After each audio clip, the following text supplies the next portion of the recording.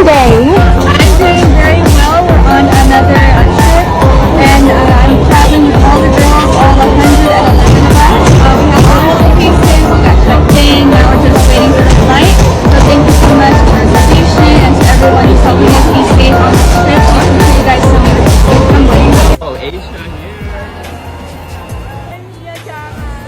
Nha Trang đây. Thành phố Nha Trang. See you later. Hẹn gặp lại. Hẹn gặp lại tại Nha Trang nha. Where you going? Nha Trang. Yeah.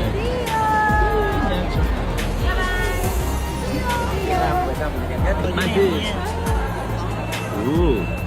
Oh, India here, Mongolia, New Zealand. Where you go? In Go to Nantan. Nha Trang. My dear Kyrgyzstan. Where you going? We're going to the train.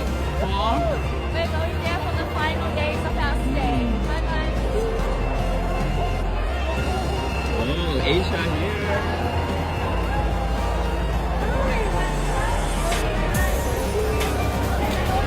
Where you going now?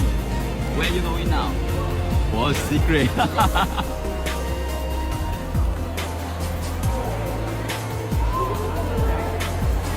So inyong napanood mga kapolitika ang mga latest na ganap dito sa Miss World 2026 dahil nga nai-report natin doon sa ating mga naunang video na nag-transfer na sa ibang probinsya or ibang lugar itong mga candidate or delegate ng Miss World 2026.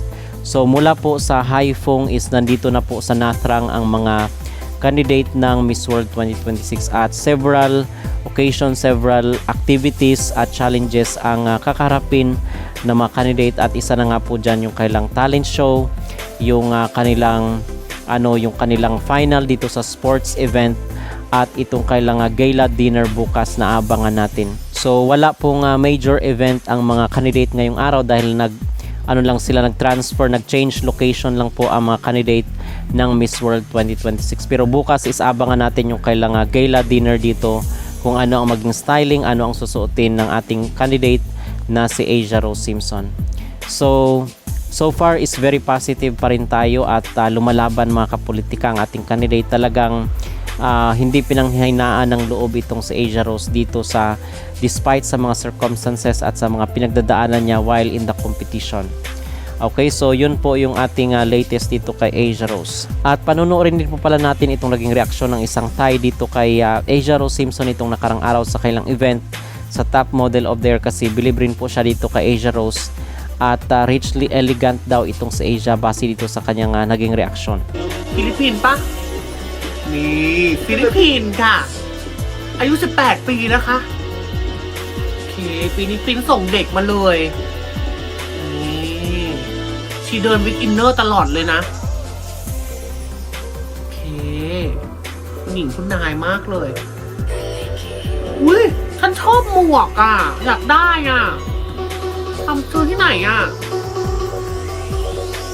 โอเค ชุดเก๋นะอุ้ยแล้วเหมือนจะสูงด้วยนะที่ลุกโซทอลเลย So yun po inyong narinig itong naging reaksyon ng Thai vlogger na popular or kilala dito sa social media patungkol dito kay Asia Rose Simpson. So ina-appreciate natin mga kapolitika yung mga international beauty pageant vlogger na nagpo-promote rin dito kay Asia Rose Simpson. At aside from this is gusto lang din po pala nating i-share itong ginagawa ni Emma Tiglao ngayon dito sa kanyang social media kung saan is nag-share siya mga kapolitika ng kanyang mga used clothes para dito sa isang cause, sa isang drive para makalikom na makatulong dito sa kanyang mga kabayan sa Pampanga kasi nga recently is naharap sa matinding dilubyo ang ating bansa, in particular itong mga probinsya ng Pampanga at Bulacan. So alam naman po natin na itong si Emma Tiglao ay isang Kapampangan. So dito is nagkaroon po siya ng initiative mga kapolitika na ibenta yung kanyang mga used clothes, yung kanyang mga isinuot before para makalikom nga ng pondo na matulungan yung kanyang mga kabayan. At in fact earlier lang is nagkaroon nga ng live itong si Emma Tiglao dito sa kanyang Facebook para ibenta yung kanyang mga gamit At yung pondo dito is ibibigay doon, itutulong sa kanya mga kabayan at mga kapwa Kapampangan sa Pampanga. Dahil yung merong mga part doon na kung saan is talagang napuruhan ng baha at until ngayon is hindi pa po humupa mga kapolitika. So gusto lang din po natin itong i-share para makatulong rin po dito sa ating mga kabayan na sinasalanta currently ng matinding baha. Kahit wala na pong ulan is may baha pa rin sa lugar nila. So sabi dito ni Emma Tiglao sa kanyang social media, tonight at 7:30 p.m. Emma will be going live once again.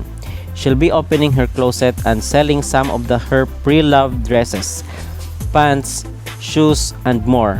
And once again, she's doing it for a cause that is very close to her heart. All proceeds will go directly toward providing much needed food, essentials, and support to families affected by the devastating floods in Pampanga. Emma believes that when we have the opportunity to help, no matter how simple or small, we should share what we can. This is her little way of extending love and support to families who are going through such a difficult time.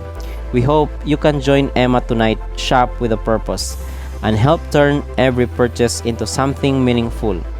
So yun mga kapolitika ang post at tapos na nga po yung live ni Emma dito sa kanyang Facebook, pero gusto nating i-share na kung sino man po yung may pwedeng tumulong dito sa mga kabayan ni Emma Tiglao is pwede po kayong makipag-coordinate dito sa kanyang page para naman makatulong doon mga kapolitika sa ating mga kabayan na lubog pa rin sa baha hanggang ngayon. Okay, kasi kawawa naman yung mga kababayan natin, most especially dito sa Pampanga at sa Bulacan, na babad na po sila napapanood natin sa mga balita.